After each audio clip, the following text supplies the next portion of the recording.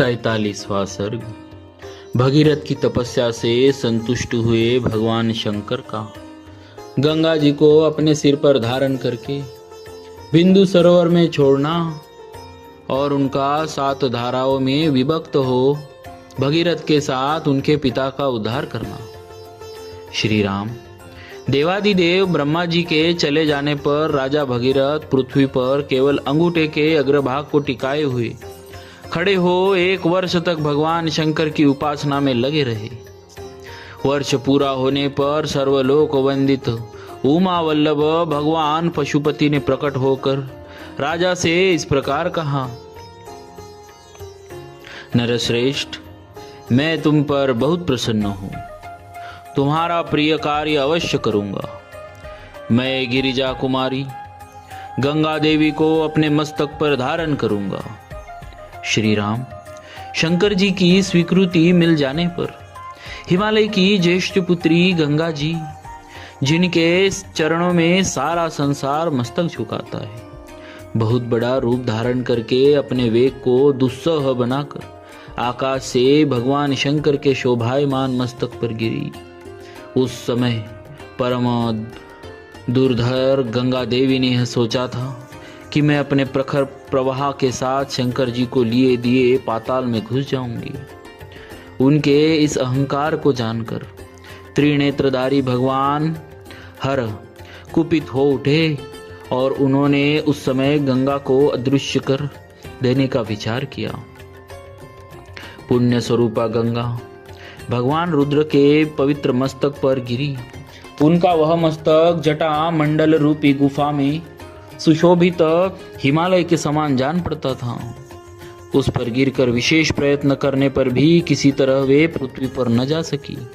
भगवान शिव के जटा जाल में उलझकर किनारे आकर भी गंगा देवी वहां से निकलने का मार्ग न पा सकी और बहुत वर्षों तक उस जटाजूट में ही भटकती रही। रघुनंदन, भगीरथ ने देखा गंगा जी भगवान शंकर के जटा मंडल में अदृश्य हो गई है। तब वे पुनः भारी तपस्या में लग गए। उस तपस्या द्वारा उन्होंने भगवान शिव को बहुत संतुष्ट कर लिया। तब महादेव जी ने गंगा जी को बिंदु सरोवर में ले जाकर छोड़ दिया। वहां छूटते ही उनकी 7 धाराएं हो गई। लादिनी, पावनी और नलिनी, ये कल्याणमय जल से सुशोभित गंगा की 3 मंगलमयी धाराएं पूर्व दिशा की ओर चल गई। सुचक्षु, सीता और महानदी सिंधु, ये 3 शुभ धाराएं पश्चिम दिशा की ओर प्रवाहित हुई। उनकी अपेक्षा जो 7वीं धारा थी वह महाराज भगीरथ के रथ के पीछे पीछे चलने लगी। महातेजस्वी राजर्षि भगीरथ भी दिव्य रथ पर आरूढ़ हो आगे आगे चले और गंगा उन्हीं के पथ का अनुसरण करने लगी। इस प्रकार वे आकाश से भगवान शंकर के मस्तक पर और वहां से इस पृथ्वी पर आई है। गंगा जी की वह जल राशि महान कलकल नाद के साथ तीव्र गति से प्रवाहित हुई।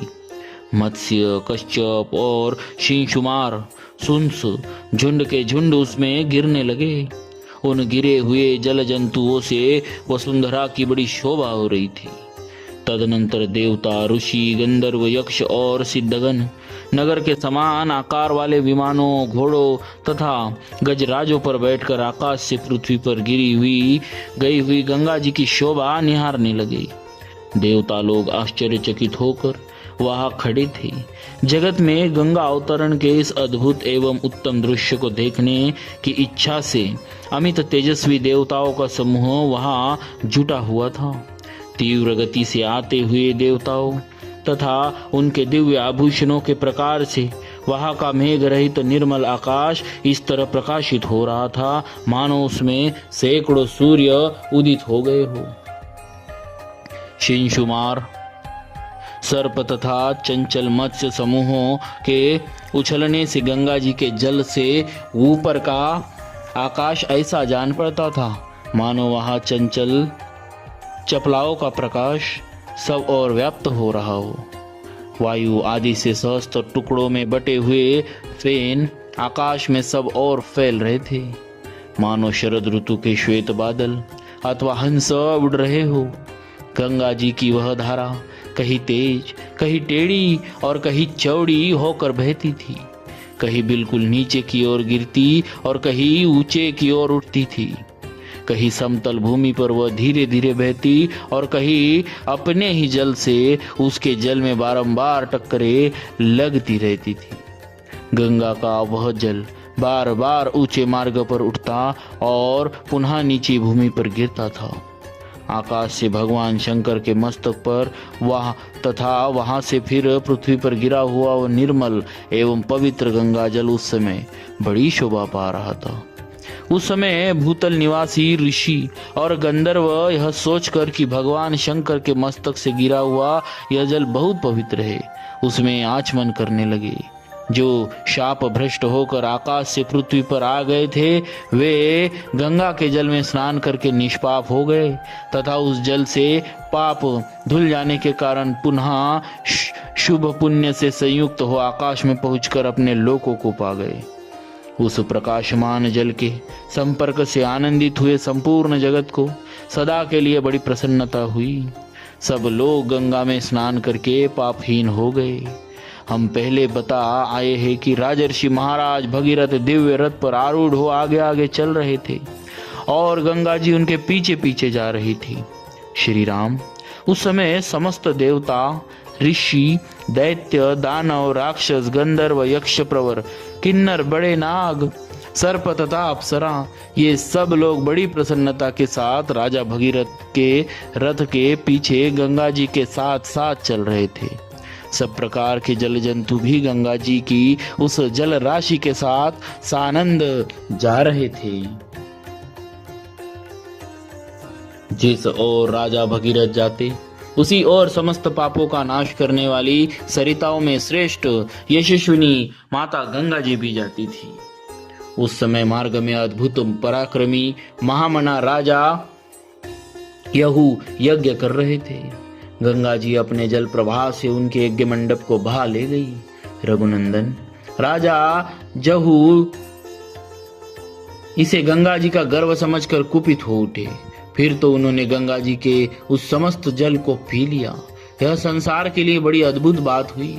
तब देवता, गंधर्व तथा ऋषि अत्यंत विस्मित होकर पुरुष प्रवर महात्मा जहू की स्तुति करने लगे। उन्होंने गंगा जी को उन महात्मा नरेश की कन्या बता दिया, अर्थात उन्हें विश्वास दिला दिया कि गंगा जी को प्रकट करके आप इनके पिता कहलाएंगे। इससे सामर्थ्यशाली महातेजस्वी यहू बहुत प्रसन्न हुए और उन्होंने अपने कानों के छिद्रों के द्वारा गंगा जी को पुनः प्रकट कर दिया। इसीलिए गंगा जी जहू की पुत्री एवं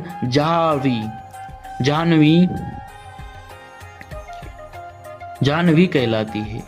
वहां से गंगा फिर भगीरथ के रथ का अनुसरण करती हुई उस समय सरिताओं में श्रेष्ठ जाह्नवी समुद्र तक जा पहुंची और राजा भगीरथ के पितरों के उद्धार रूपी कार्य की सिद्धि के लिए रसातल में गई। राजर्षि भगीरथ भी यत्न पूर्वक गंगा जी को साथ ले वहां गए। उन्होंने शाप से भस्म हुए अपने पितामहों को अचेत सा होकर देखा। रघुकुल के श्रेष्ठ वीर।